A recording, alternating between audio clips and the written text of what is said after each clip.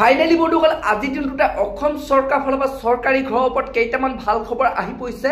তো বন্ধুসকল আপুনি যদি এতিয়ালৈকে চৰকাৰী ঘৰ লাভ কৰা নাই তো বন্ধুসকল আপোনালোকে এতিয়া অতি সোনকালে আপোনালোকে চৰকাৰী ঘৰটো লাভ কৰিব।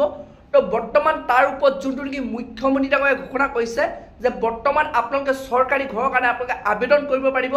তো বন্ধুসকল আপোনালোকে কেনেধৰণে আবেদন কৰিব লাগিব আৰু কোনসকল লোকে আপোনালোকে চৰকাৰী ঘৰ লাভ কৰিব তো তাৰ ওপৰত এটা মুখ্যমন্ত্ৰী ডাঙৰীয়াই বৃহৎ ঘোষণা কৰিছে।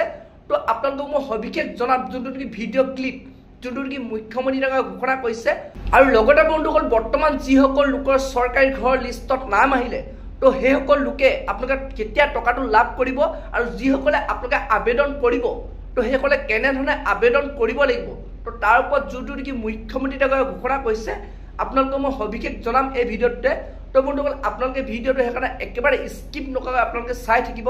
আৰু লগতে যদি আপোনালোকে মোৰ চেনেলটো নতুনকৈ ভিজিট কৰিছে চেনেলটো লাইক এটা কৰিব, পাৰিলে ছাবস্ক্ৰাইব কৰিব, লগতে আপোনালোকে বেল আইকনটো অন কৰি দিব। তো যেতিয়া এনেধৰণৰ ইনফৰ্মেশ্যনবোৰ আহি থাকে তো প্ৰথমে আপোনালোকে সেই ভিডিঅ'টো লাভ কৰিব পাৰিব। তো বন্ধুসকল এতিয়া আপোনালোকক মই যোনটো নেকি মুখ্যমন্ত্ৰী ডাঙৰীয়াই ঘোষণা কৰিছে তো সেই ভিডিঅ' ক্লিপটো দেখুৱাই আছোঁ। এতিয়া মই আহিছোঁ এটা নতুন চৰকাৰী আঁচনিৰ বিষয়ে। অহা 19 তাৰিখে দিনৰ 11:30 বজাত আমি অসমৰ প্ৰতিটো সমষ্টিতে একোখনকৈ মিটিঙৰ জৰিয়তে 3,80,000 লোকলৈ প্ৰধানমন্ত্ৰী আৱাস যোজনাৰ ঘৰ আগবঢ়াম। বহুতে মোক কেতিয়াবা প্ৰশ্ন কৰে যে পকা ঘৰ থকা লোকেও প্ৰধানমন্ত্ৰী আৱাস যোজনাৰ ঘৰ পাইছে।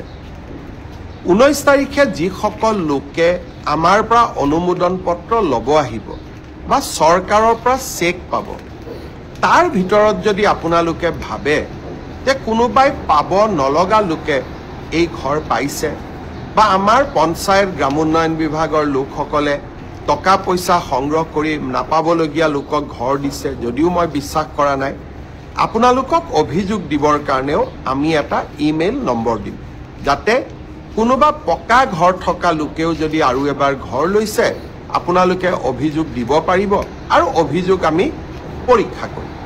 কিন্তু এতিয়া মই এটা নতুন কথা আপোনালোকক ক'ব খুজিছোঁ। এইবাৰ আৱাস যোজনাৰ আমি আকৌ নতুন জিঅ' টেগিঙৰ কাম আৰম্ভ কৰিছোঁ।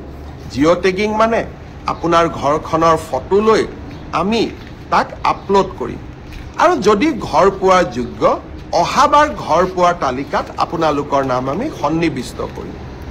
পঞ্চায়ত আৰু গ্ৰামোন্নয়ন বিভাগৰ কৰ্মচাৰীসকলে এই ক্ষেত্ৰত দুৰ্নীতি বা ৰাইজৰ পৰা টকা পইচা বিচাৰে বুলি বহুতে অভিযোগ কৰে।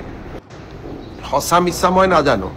সেইবাবে এইবাৰ জিঅ' টেগিঙৰ দায়িত্ব আমি জীৱিকা সখী বাইদেউসকলক দিছোঁ।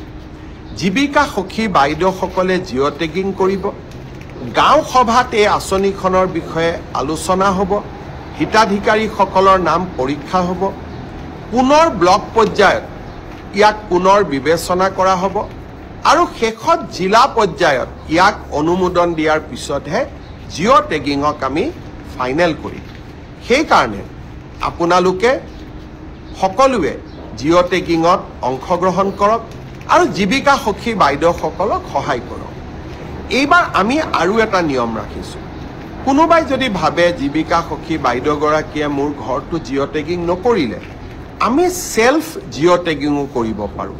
অৰ্থাৎ নিজৰ ঘৰটো আমি নিজেই জিঅ' টেগিং কৰি আমি দিব পাৰিম। এই ধৰণৰ সেলফ জিঅ' টেগিঙৰ সুবিধা এটাও এইবাৰ আমি এই নতুন জিঅ' টেগিঙৰ সৈতে সন্নিৱিষ্ট কৰিছোঁ। জীৱিকা সখী বাইদেউসকলে জিঅ' টেগিং কৰিব। মই বিশ্বাস কৰোঁ যে বাইদেউসকলে এটকাও কাৰোৰ পৰা নোখোজে আৰু কোনোবাই খুজিলেও নিদি নিজৰ নামটো নিজেও জিঅ' টেগিং কৰিব পাৰিব। 19 তাৰিখে নতুন ঘৰ পাবৰ কাৰণে আমি যি সভাৰ আহ্বান কৰিছোঁ 126টা সমষ্টিত সেই বিষয়ে মই আৰু অলপ মোৰ ভাষণত তাৰ বিষয়ে আপোনালোকক বুজাই দিম।